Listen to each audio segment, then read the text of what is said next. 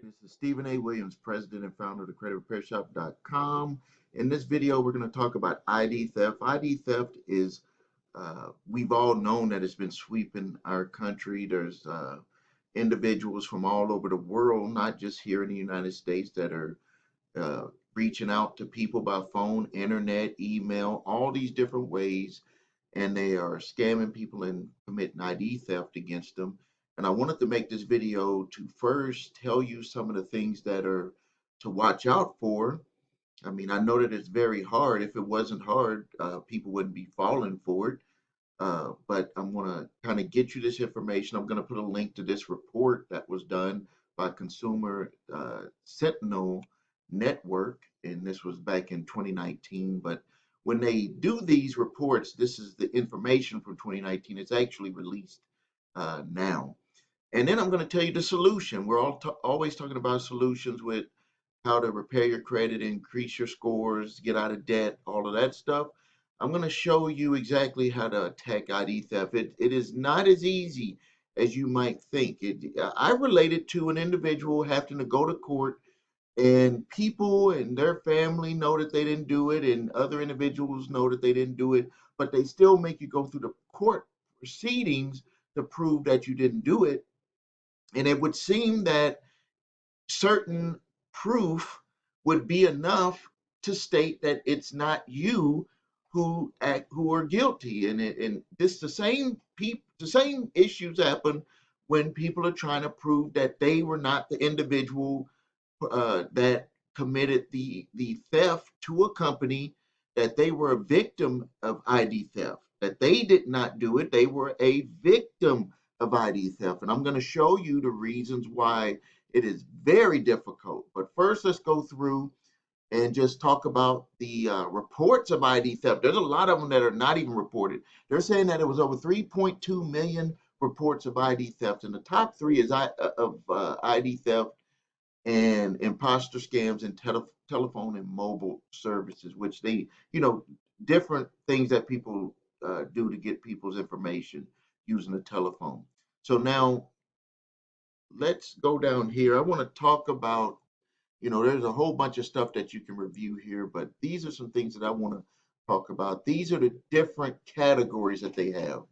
Uh, I guess number one is just flat out ID theft, and then they have imposter scams. They pretend to be a company, I guess, and then telephone and mobile services, which is different types of ways that they will call you up and either get your phone and mock it and do some type of a clone of your phone to do different things, or you never know what it is. I'm not a scammer, so I don't know. I'm just telling you what they got here. They got online shopping, negative review and negative reviews. I guess that's a scam. My company has actually been scammed with the negative reviews. We've been where people try to extort money from us, saying that we're not going to take away those negative reviews. We've had companies where we traced and found out that there was our competition was putting negative reviews about our company. So I mean, reviews are reviews, but I'm just telling you, anyone could put a negative review. All you have to do is have a valid email. That's all people have to have. So you see right here, it's number four. Negative reviews are number four. Okay, and then they got credit bureaus, which I don't understand that one. Banks and lenders, debt collectors, prizes and sweepstakes. We've heard of those. Auto related. That's probably those phony insurance companies, uh, internet services, healthcare, credit cards, television, electronic media, travel, vacation, timeshare plans. Well, people always complain about those. Foreign money offers, counterfeit check scams, business opportunity, job opportunities, home repair, improvements, education, advanced payments, investor related, computer, mortgage, magazine, books, office supplies, grants, tax preparers, charitable and internet auctions, and funeral services. Well, there must be that insurance stuff that they have. Let's go here. They show the numbers on how many reports that came in.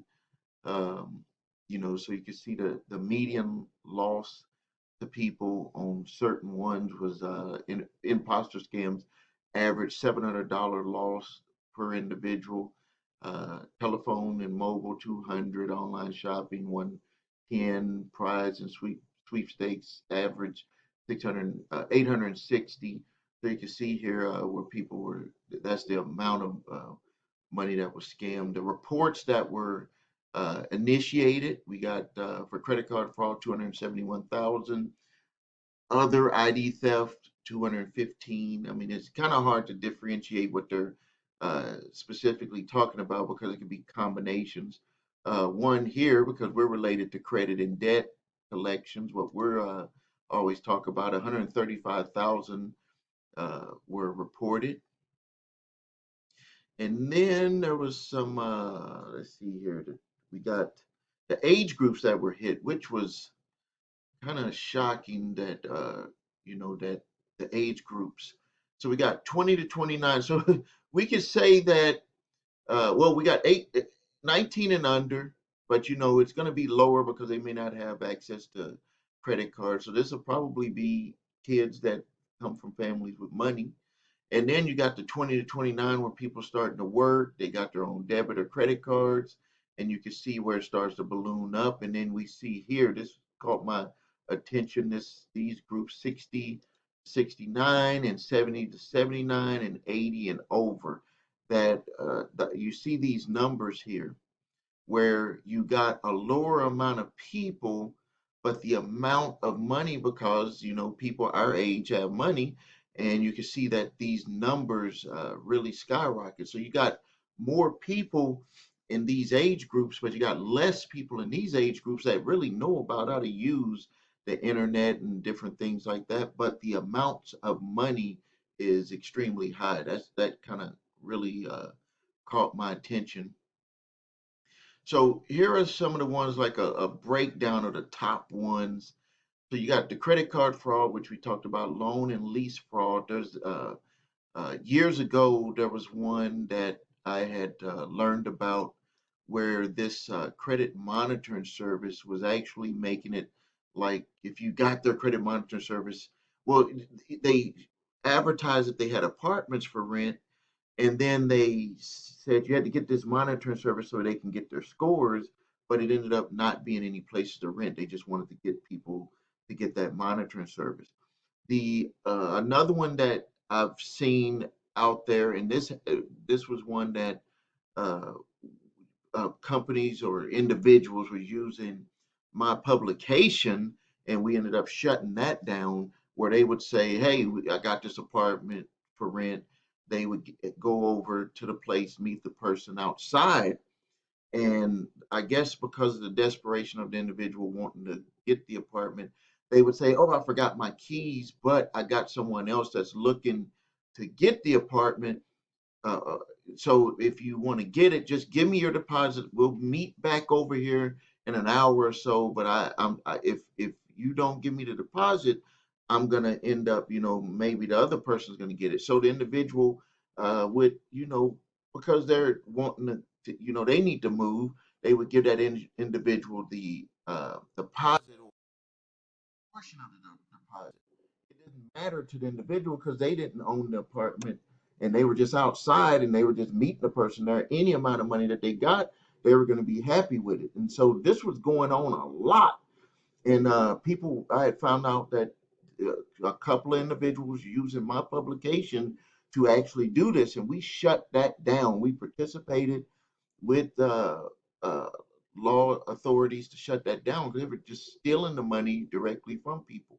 And then other ones that they have listed here, auto loan and lease ones, business and personal loans, that's a big one. Student loans, that's a big one. As a matter of fact, to touch on the student loan one, we have in the past helped individuals with the student loan issues, the consolidation, getting them out of default, the different opportunities and programs that are available. Mostly people are just not, they just don't have the time to deal with it. And it is a process. And we may be opening that back up pretty soon. I have someone that will potentially be training a new employee in the office that will make those calls and make those arrangements, get the documents sent out so they can people with student loans can get some help with that. And then non-federal student loans, this is where people were saying that they're gonna uh, help people with non-federal ones because you can actually do settlements on those student loans, but they ended up being fraudulent companies. And then real estate loan companies, a lot of landlords are trying to refinance. They're like, hey, I want to get my equity out of there, but they really don't qualify for conventional. And they had these companies out there saying, hey, you pay us a fee, we're going to get you the loan, and they ended up being scam companies. And then here's some other ones here. One that caught my attention was a utility scam that seems to go on all the time during springtime in my area, where people will go to people's houses, say that we're checking to see if all the meters and everything are working right. They try to pick old people. When they come into the house, they'll have someone else come in pretending to be checking for stuff, and they're actually stealing from the individual. Or they will say that your utility bill is overdue. And they usually do this to older people, and they'll try to say, hey, you need to make a check, or you need to go and get a cashier's check to pay us on this bill now, because we're coming around and I've been told to turn off your electric. The people are actually doing this. They go around and do this. I mean, these people are very bold, but they're scam artists, and they pick their targets, and they just know how to do this, and just, they might go to 10 people's houses. All they need to do is just get one or two people to fall for it. That's what they're looking to do, and they're doing this type of stuff. Different other ones here with bank fraud, getting people's debit cards and then or ACH information and scamming them, or they're sending them fake checks and saying, "Hey, send us the other amount. We were supposed to send you 2,000, but we sent you 5,000. You need cash a check. Send us the 3,000 back. You keep the two. Maybe we'll even give you 500 extra for the trouble." And people fall for that stuff. Uh, this something similar happened to me and my wife when we were in the Arabian horse business. A person, called. They did all of the stuff. They looked at the horse videos and they said they want to buy it. They sent the check. The check was from an organization. We were like, this doesn't seem right, but we wasn't hip to the scam. They sent $7,500. They were supposed to send $5,000. We said, we're going to put it in. And then when they asked for the other amount, we said, no, we'll give you that when you come to pick up the horse. Like this, we already started seeing that this seems to be kind of funny. Well, they never did come to pick up the horse, and the check, like 3 days later, came back from the bank saying that this was a fraudulent check. It was not supposed to be written from that individual's account. And so it doesn't matter where you're at until you are alerted to the types of frauds that are out there. Sometimes you can fall for them because you're like, hey, it just seemed legitimate to me. Uh, and here are some other ones here with employment where they, say that you're working for them, and then they end up kind of doing the same thing with that check type thing, like you're shipping orders and doing different types of stuff, and then all of a sudden they slip in, hey, here's a check. We need you to take care of this with your account. They'll make up any type of excuse, but what they're trying to do is to get you to cash a fake check or a fraudulent check that's written on someone else's account, and by the time it's caught up, they will be long gone. These people are, they do this stuff. Other ones, driver's license issued, forged, I guess they're just faking them.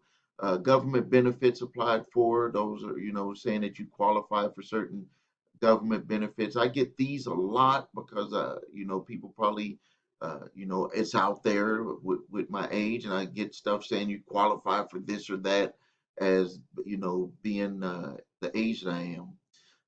Different ones, email and social media stuff.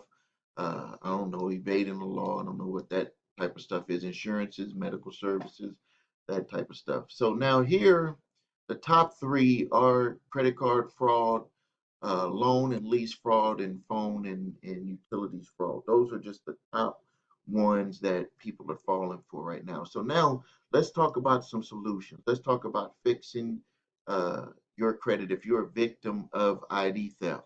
So the problem that I see with ID theft, and this was something when I did my first ID theft package for an individual, I thought that it was going to be a lot easier than it was simply because the person was not them.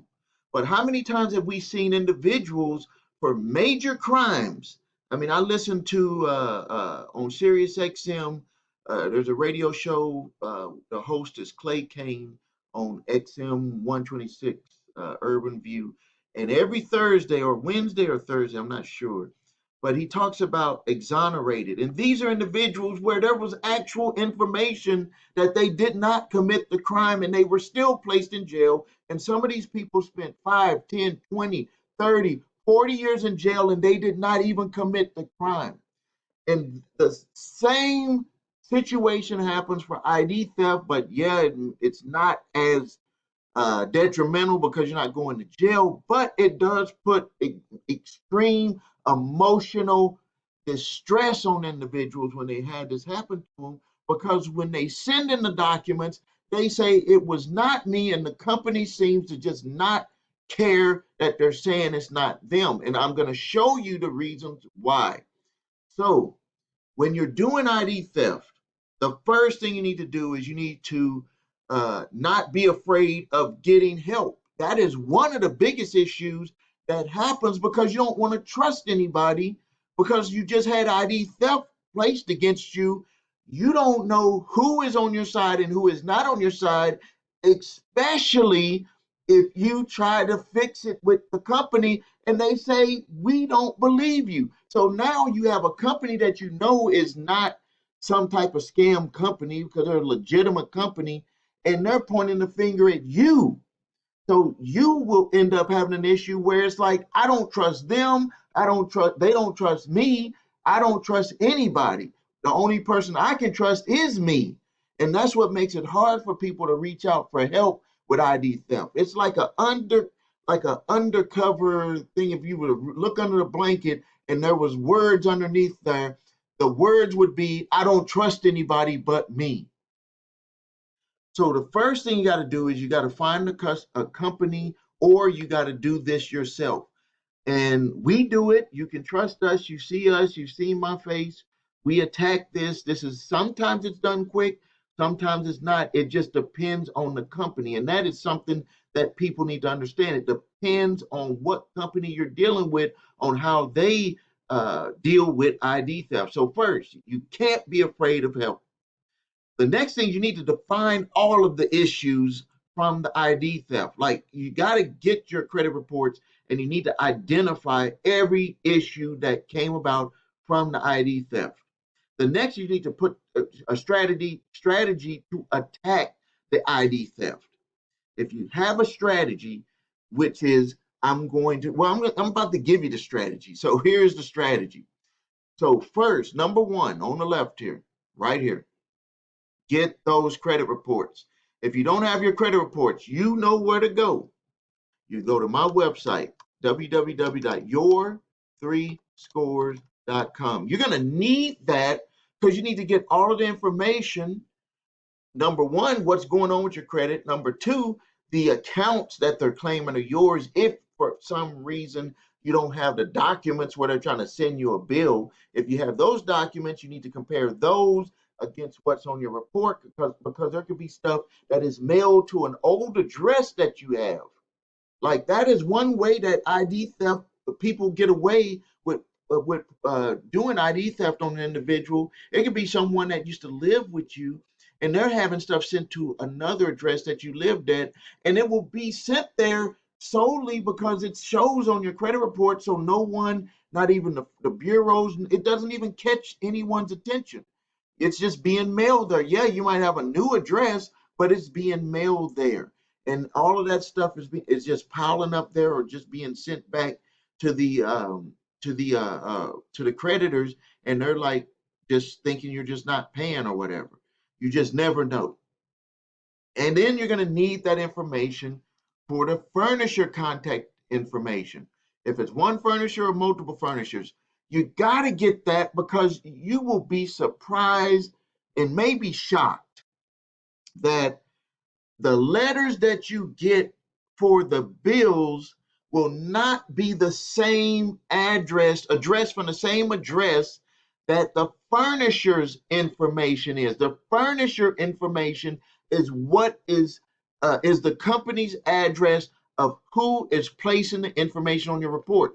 So you could have multiple companies that got, or one company has multiple addresses, and they only use one address that is considered the furnisher information. That's why you could actually try to challenge stuff, and the company, it just sits there. It's never sent to the right department because you didn't send it to the right address, or it's just going through all of these channels, and then all of a sudden it just gets lost.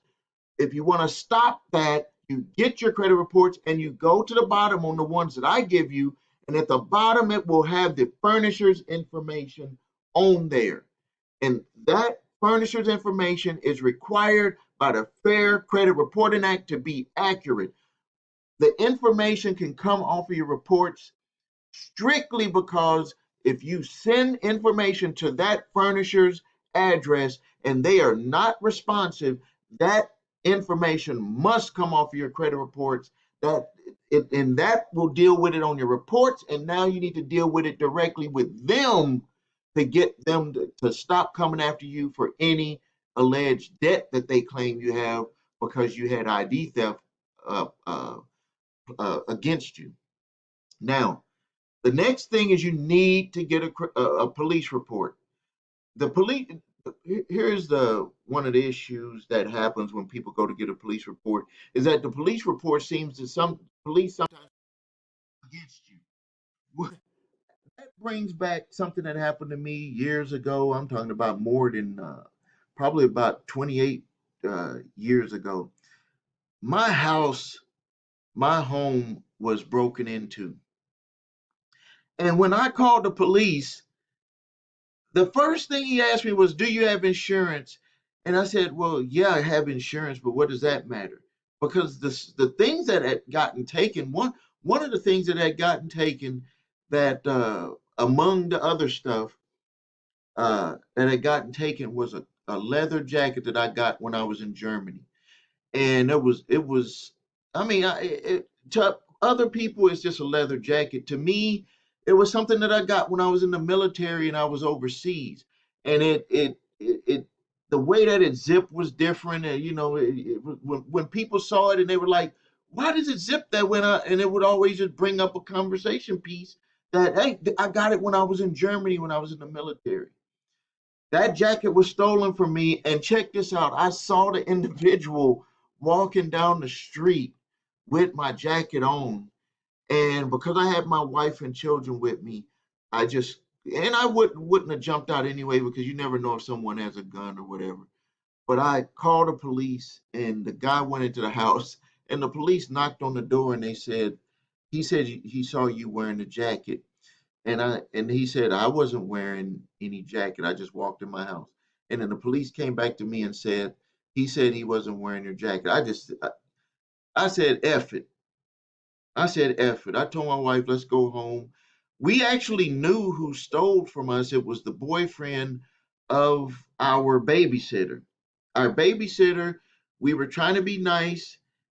We knew that she was having some hard times. She was getting abused by her boyfriend, and she knew that we wasn't going to be home. It was on Easter Sunday.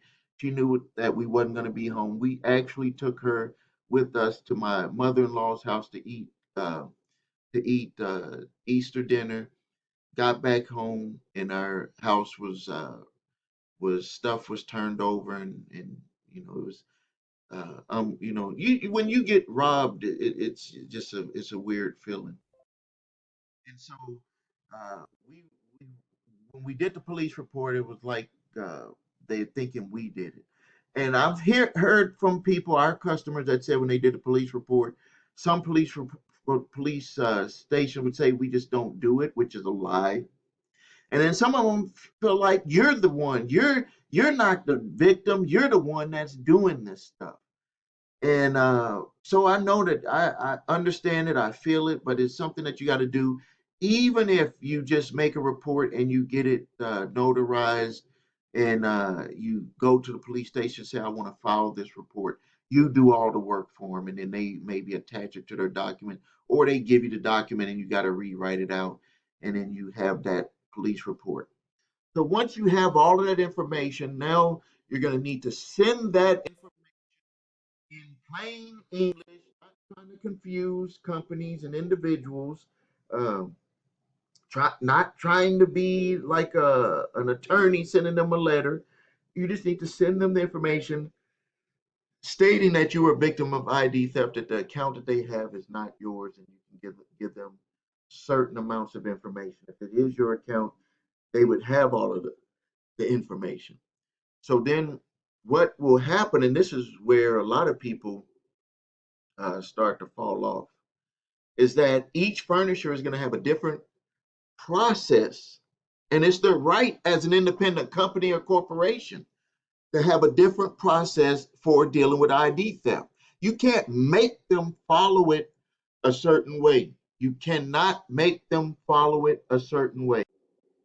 That kind of brings back something that happened to my company. There was a lady, older lady, that was being taken care of. Well, she wasn't being taken care of. Her mom was being taken care of, and her by the nurse. It was a male nurse taking care of her mom, and she called our office one day, and she was like, "My mom does not need credit repair services, and we're just trying to figure out these charges, and there's other charges." And she said, who charged it? And we looked it up and we showed the person's name, and she was like, that's the nurse that takes care of my mom, and could you please refund that, because she didn't authorize this. And we did it quickly. We were like, hey, and then anything else that you need from us, we'll give that to you. Now that's with talking with a company that doesn't have different levels, that doesn't have a certain department that has to look up stuff.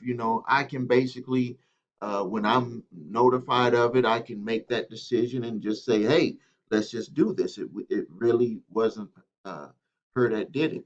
But when you're dealing with corporations, it's a different story. They're going to have their own processes, because let me tell you, one of the biggest reasons why is because one person has to answer to another person, and one person has to answer to another person, and that person has to answer to another person, and the person at the top of that company has to answer to all of the stockholders. And they want to look at why, and I think it had showed on that report there that over $2 billion, $2 billion in credit card fraud debt from ID theft. And splitting that up between all of these companies, that's a pretty good nickel that they're going to be losing, and that's going to put a pretty big dent on their bottom line. Even though they're always profitable, but when you could have gotten another, 300 million or 500 million to your bottom line, shareholders and people who are in the upper echelons of the company, the shareholders want to know, and the people who are in charge of the company, they have to explain. And so they're not going to just say, just because you send in information, that you were a victim of ID theft. They're going to take you through their channel, their processes. And this is where a lot of people get frustrated. They get upset because they're like, I'm proving it to you and you're not believing me. But I'm here to tell you, all you have to do is follow their process. This is the way it usually works. When you're dealing with corporations, what they're going to usually do is they're going to either say that they want you to call. This is what just recently happened. This actually happened with Home Depot, with a individual that we're helping with their ID theft. Home Depot just simply stated, Could you please call us so we can get this situation taken care of? Other companies have actually sent documents and said, okay, we got your ID theft information from what you put together, but we want you to use ours because this is our process. Some of the times I think that they do it to see if a person is going to actually do it. Some of the times I think that this is just their process and they want to have it filed a certain way. So when they make those annual reports, they can say, hey, these are the answers, these are the reasons, these are the individuals, and this is how much. And these are our reports. And this is put together the way that we want it put together. Because regardless of which way they do it, someone in that company is going to have to put together a finished report stating that this amount of money that we put out there and that we never did get back, or like with Home Depot, supplies that were put out there and we never got paid on them. Where did that go? They don't just throw it up in there and say it was just lost. They want to know, was it theft? Was it ID theft? What happened? And so you're going to have to make sure that you go through that process, and it's going to be where you look at the results and you do the follow-up, and then you repeat until finished. Every company is going to have their own processes in place. All right, so I'm going to end the video here. Please like this video. It'll help other people get help with ID theft and if they have credit repair issues. And you know what I always say, if you need help with your credit, please visit thecreditrepairshop.com. Watch the video, What Makes Us Different, so you can see my 8-point validation process and my 2-phase settlement process to settle debt. If you need your credit portion scores, go to the website your3scores.com, where you can get all 3 reports from TransUnion, Equifax, Experian, and you can get all 3 scores. And if you have debt collectors coming after you, please go to the link below, grab my 3-pack of letters: statute of limitation letter, debt validation letter, and cease and desist collection activities letter. You only need to use the one that pertains to your situation. And please make a donation on that. It doesn't matter what amount. I see a lot of people taking advantage of that.